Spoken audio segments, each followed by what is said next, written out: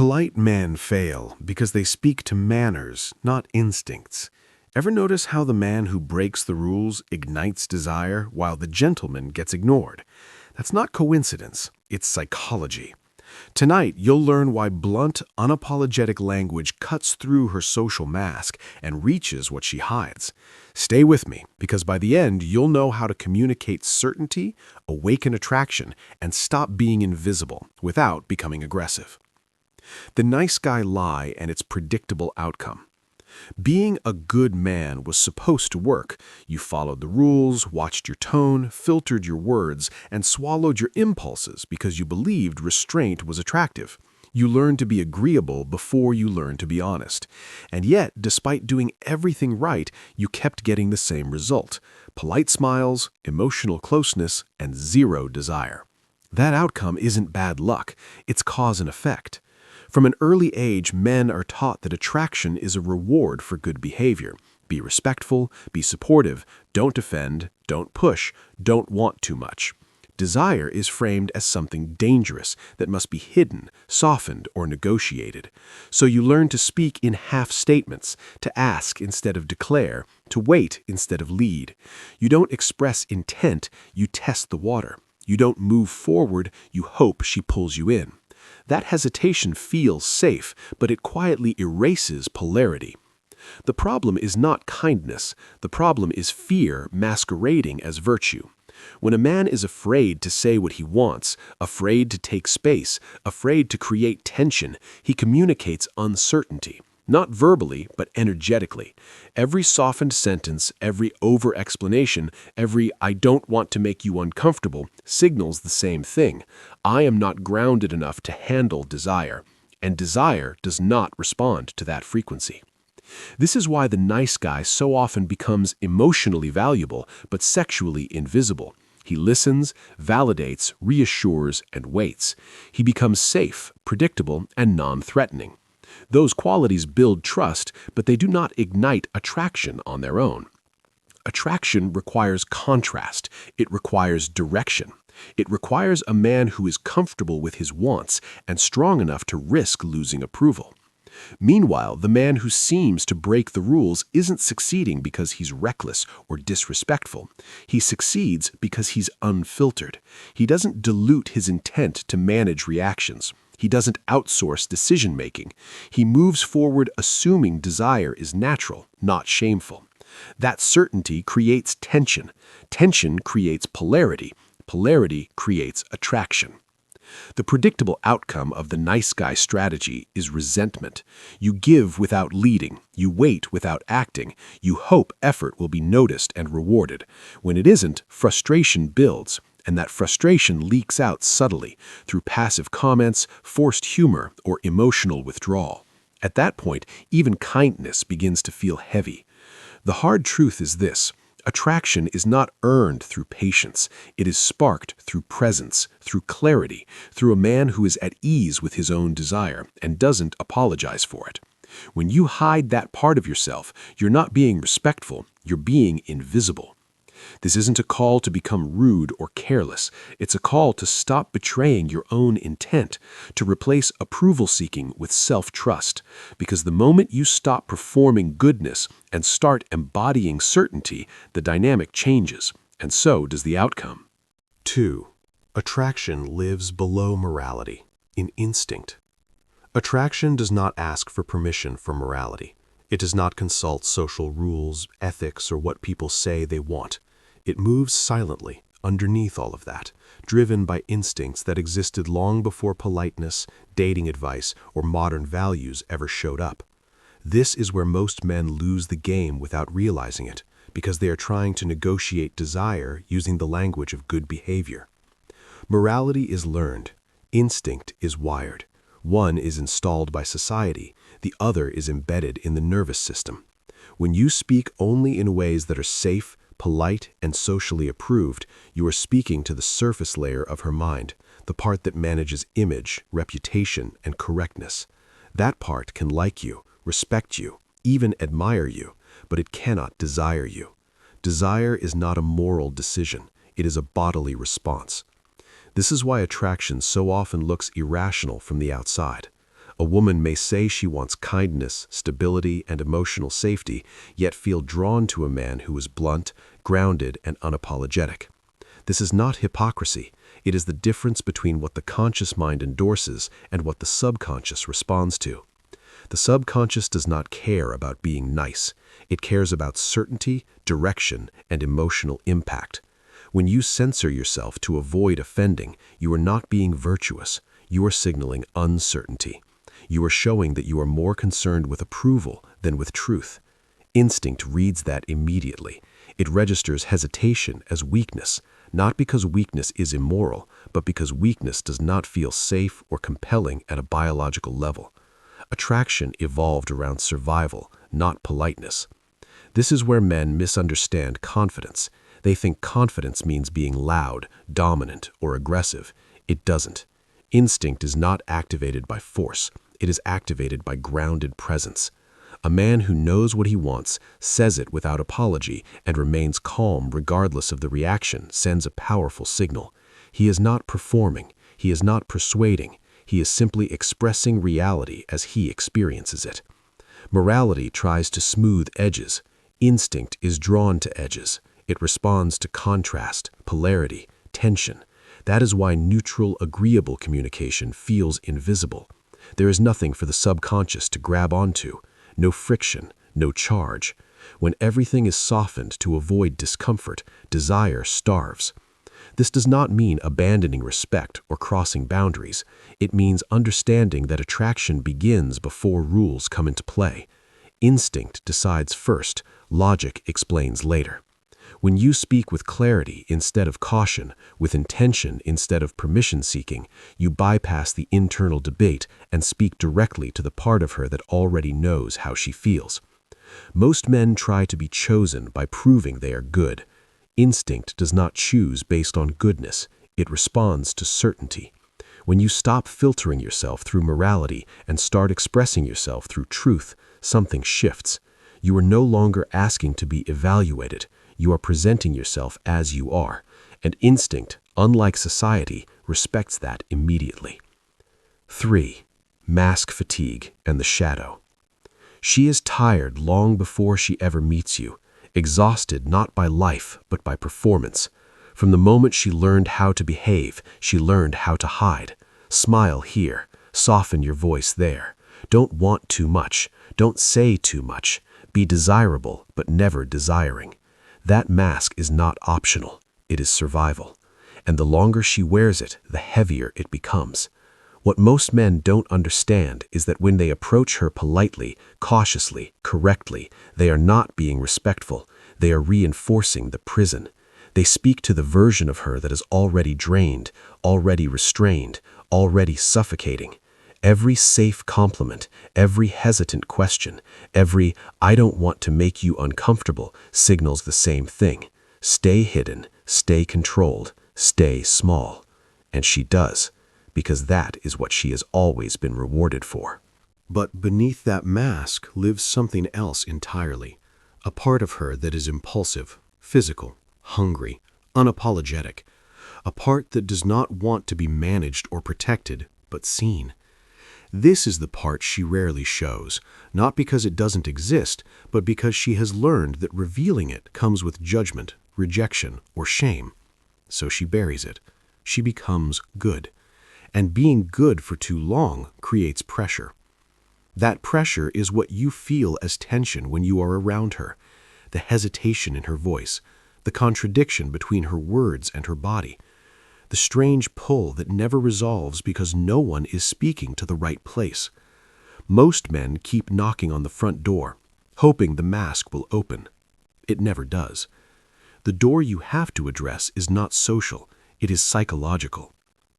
When a man speaks with calm certainty, without apology and without fear, something shifts. Not because the words are shocking, but because they are honest. Direct language, grounded desire, and relaxed confidence do something rare. They acknowledge what she has been pretending not to feel. They tell her, without saying it outright, "You don't have to perform here." That message lands deeper than romance ever could. This is why the mask cracks, not through pressure, but through permission. the permission to stop managing herself, to stop filtering every thought, to stop being the version of herself that everyone expects. When she senses that a man is not afraid of her intensity, her appetite, her contradictions, she begins to relax. And relaxation is the gateway to desire. Understand this clearly. She does not want to be convinced. She wants to be recognized. She does not want you to dismantle her defenses by force. She wants to feel safe enough to set them down. That safety does not come from politeness. It comes from strength that is steady, composed, and unreactive. The man who triggers this doesn't chase her shadow or dramatize it. He simply isn't threatened by it. He stands there, grounded, speaking plainly, allowing silence, holding eye contact, unbothered by tension. And in that space, something rare happens. She exhales. The mask loosens. The part of her that has been waiting quietly finally feels invited. That moment is not loud, it is not flashy, but it is unforgettable. Because for once, she is not being managed, admired, or evaluated. She is being seen. 4. Leadership and calm dominance. Most men misunderstand dominance because they confuse it with noise. They think power is raised voices, sharp edges, forced confidence. That misunderstanding alone disqualifies them. Real dominance is quiet. It doesn't rush. It doesn't explain itself. It simply is. And that's exactly why it's felt so strongly. Calm dominance begins with certainty. Not certainty about outcomes, but certainty about yourself. When a man knows where he stands, he doesn't need approval, permission, or validation. His words slow down. His movements become economical. He stops filling silence because silence no longer threatens him. And that silence does more work than any clever line ever could. Here's what most people miss. Leadership is not about control. It's about relief. Indecision creates tension. Hesitation creates anxiety. When you ask too many questions, when you soften every statement, when you place every decision in her hands, you think you're being respectful. What you're actually doing is outsourcing responsibility. Her nervous system feels it immediately. Attraction doesn't grow in that space. Unease does. Calm leadership removes that burden. When you speak clearly, act deliberately, and move forward without apology, you create direction. Direction is grounding. Grounding feels safe, and safety, when paired with polarity, is intoxicating. She doesn't need you to dominate her. She needs you to hold the frame so she can relax inside it. This is why statements outperform questions. A question says, "I'm unsure." A statement says, "I've decided." That doesn't mean you ignore her will or boundaries. It means you're not afraid to take initiative. You invite her into motion rather than asking her to design it for you. That single shift changes how you're perceived at a biological level.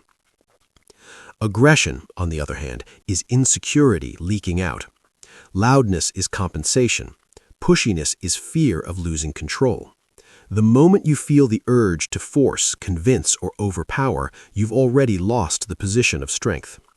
Calm dominance never chases. It doesn't argue. It doesn't react emotionally. It observes, adjusts, and continues forward. Watch how your body behaves when you're truly confident. Your shoulders drop. Your breathing slows. Your gestures become minimal but intentional. Your eye contact steadies instead of searching for reassurance. This is not performance, this is regulation. And regulated men are rare, which is exactly why they stand out without trying. Leadership also means knowing when not to push. Pulling back at the right moment is strength, not weakness. It communicates abundance and self-control. You're not afraid of losing her because you're not trying to extract something from her. You're simply expressing who you are and allowing her to respond freely. When you embody calm dominance, something subtle but powerful happens. She stops testing. She stops leading. She starts responding. Not because she's submissive, but because her system recognizes stability. And in that stability, attraction has room to grow naturally. This isn't about acting confident. It's about becoming unshakable. When you stop needing outcomes, your presence becomes the outcome. 5. The forbidden language in practice. Most men talk themselves out of attraction without realizing it. Not because they say the wrong words, but because they speak from the wrong place. They negotiate desire, apologize for wanting, and wrap intention in politeness until nothing sharp remains. The shift begins the moment you stop asking to be chosen and start communicating as someone who already knows his direction. This language is not about memorized lines or shock value. It's about replacing emotional vagueness with grounded clarity. When you speak in feelings, I like you, I enjoy spending time with you, you're addressing her social surface. That part hears courtesy, but it feels nothing. Desire lives deeper. Desire responds to certainty. A calm statement of intent lands very differently than a hopeful confession. One seeks approval, the other assumes alignment. Notice how questions drain momentum. Would you like to? Maybe we could. Each one hands leadership away and quietly asks her to decide the outcome for you. The forbidden language removes that burden. Statements create structure. They signal that you are comfortable leading the interaction somewhere real. This is not force, it's direction, and direction feels safe at an instinctive level. Tone matters more than vocabulary. The same sentence spoken quickly, nervously, or with tension collapses its impact. Spoken slowly, with ease, it carries weight. Lowering your volume instead of raising it pulls attention in.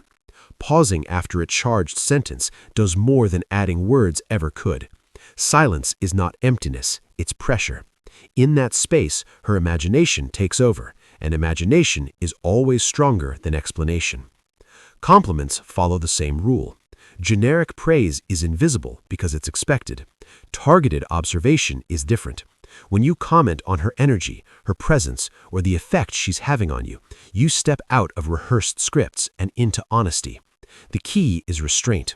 You don't flood the moment. You place one statement and let it breathe. Then there's the subtle shift in framing. When your language naturally moves from you and I to we, you imply momentum without forcing it. You speak as if something is already unfolding. This gently bypasses resistance because it doesn't demand agreement, it assumes continuity. The subconscious is far more likely to follow a path that feels already in motion. Equally important is your ability to read and respond, not push. This language is powerful because it is attuned. When interest is met with relaxation, curiosity, or warmth, you continue. When you sense tension or withdrawal, you ease back without embarrassment. That flexibility is part of dominance. Only insecure men bulldoze. Confident men adjust effortlessly. Ultimately, this way of speaking is not a performance. It's an extension of inner permission. Permission to want. Permission to be direct. Permission to let attraction exist without dressing it up as something safer. When your words come from that place, they don't need exaggeration. They land because they're congruent. Master this, and conversations stop feeling like tests. They become invitations. Not to impress, not to convince, but to step into something unmistakably real. 6. Calibration and authenticity are non-negotiable. Powerful language is useless in the wrong hands. The moment a man uses bold words without awareness, attraction collapses into discomfort. This is where most men fail, not because they lack confidence, but because they confuse intensity with intelligence. Calibration is what separates a grounded man from someone playing a role. Without it, every strong move becomes noise. Real attraction is a live exchange, not a script. You are not performing lines. You are responding to signals in real time. Every woman gives feedback constantly through her posture, eye contact, breathing, tone, micro-expressions. When she leans in, relaxes, mirrors your movements, or slows her speech, that's a green light. When she stiffens, averts her gaze, forces laughter, or creates distance, that's not resistance to you, it's information. A strong man reads it instantly and adjusts without ego. This is where authenticity matters.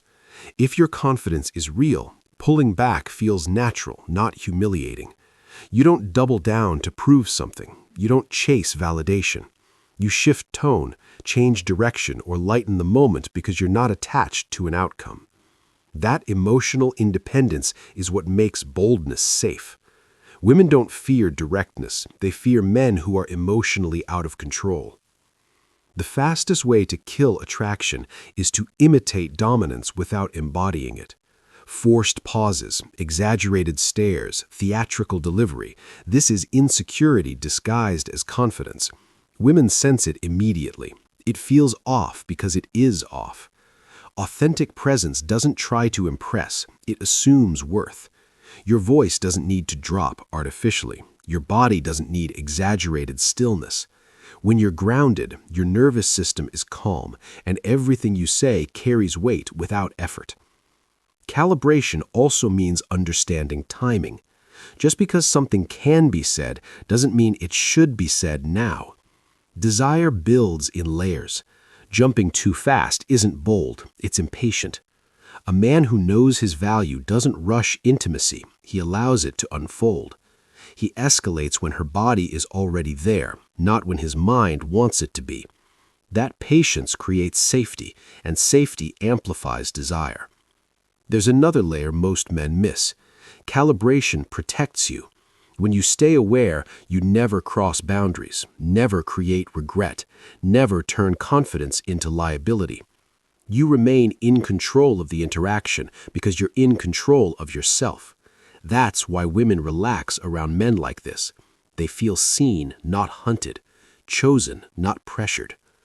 At the deepest level, authenticity means alignment. Your words match your tone matches your intent matches who you are. When that alignment exists, even silence communicates power.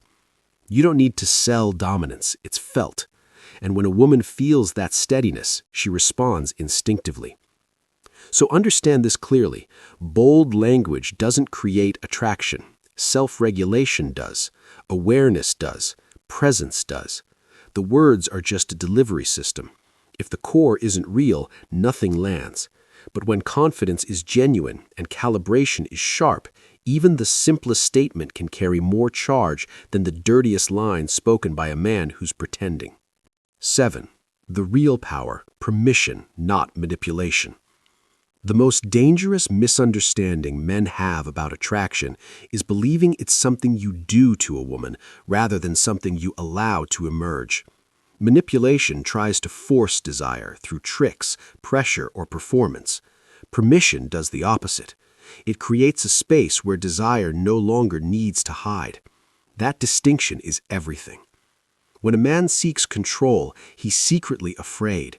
Afraid of rejection, afraid of silence, afraid of not being enough. So he compensates with tactics, scripts, and calculated moves. A woman feels this instantly.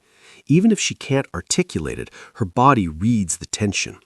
Manipulation feels invasive because it tries to extract something from her. Permission feels intoxicating because it removes pressure instead of adding it. Here's the truth most men miss. Women are not lacking desire, they are suppressing it. From a young age, they are trained to manage, soften, and conceal it, to be appropriate, to be careful, to be good. Over time, that restraint becomes second nature. Desire doesn't disappear, it goes underground. And what she responds to isn't the man who pushes past her boundaries, but the man who isn't afraid of what's already there.